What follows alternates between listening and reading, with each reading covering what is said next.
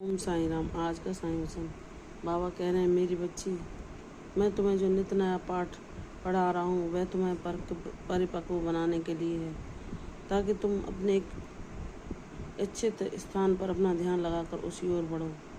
व्यर्थ यूं ही इस चंचल मन के बहकावे में आकर भटकना छोड़कर अपने चित्त को शांति में पाओ। यही ज्ञान मैं तुम्हें देना चाहता हूँ।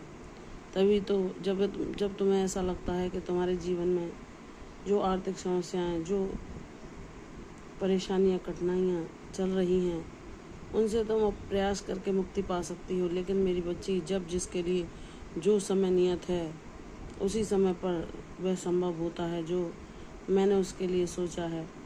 लेकिन फिर भी तुम व्याकुलता में इधर उधर प्रयास करती हो, लेकिन हाथ तुम्हारे कुछ नहीं लगता, तो तुम शांत होकर बैठ जाती हो और जान जाती हो कि ये प्रभु की लीला है। वही मुझे यह पाठ पढ़ाना चाहते हैं कि सही समय आने दे, विश्वास रख, तेरा साईं तेरी झोली को खुशियों से अवश्य भरेगा। अभी तो जो तुझे नहीं मिल रहा वह तेरे लिए हितकर नहीं है, और जिस समय पर बाबा देंगे वह समय ही सर्वोत्तम होगा, और तुम उसके पीछे छिपे कारणों को भी जान पाओगे। इसलिए शांतिपूर्वक अपने कर्मों पर ध्यान दो, सत्कर्म करो, सबको प्रेम बांटो, हर दीन दुखी की सहायता करो, और यह तुम्हारी पूजा बाबा तक पहुंचती है। वह प्रसन्न होते हैं, वह तुम्हारे लगातार प्रयासों को भी देख रहे हैं। तुम यह न सोचना कि बाबा तुम्हारे प्रयासों से अनभिज्ञ हैं या तुम्हारी मेहनत को नहीं देख रहे। वह सब कुछ देख रहे हैं। लेकिन मेरी बच्ची, तुम्हारे धैर्य की परीक्षा है, जो तुमने बहुत अच्छे से दी भी है। लेकिन तुम्हारे लिए कब क्या लीला मुझे करनी है यह मैं जानता हूँ। इसलिए अपने मन को शांत रखकर इधर उधर भटकना छोड़कर तुमने अपने जब सारे प्रयास कर लिए, तो अब उस परम परमात्मा से प्रार्थना करो कि बाबा मेरे जीवन में वह मार्ग दिखाओ जिससे मैं इन परेशानियों से मुक्त हो सकूं, जिससे मैं आर्थिक समस्या से उबर सकूं, और जिससे मैं अपने जीवन में वह स्वाभिमान पा सकूं जिसकी मैं हकदार हूँ, वह आत्मसम्मान भरा जीवन जो आपकी कृपा से ही मुझे मिलेगा। मैं आपसे ही उसकी प्रार्थना करती हूँ। हे मेरे साईनाथ, मुझे इतना सक्षम बना दो कि मैं अपने निर्णय स्वयं ले सकूं। मैं हर नियंत्रण, हर अंकुश से मुक्त होकर अपने जीवन को स्वतंत्रतापूर्वक जी सकूं, और वह अपने हर मन की कामना को पूर्ण कर सकूं जो आपके अलावा किसी को नहीं पता।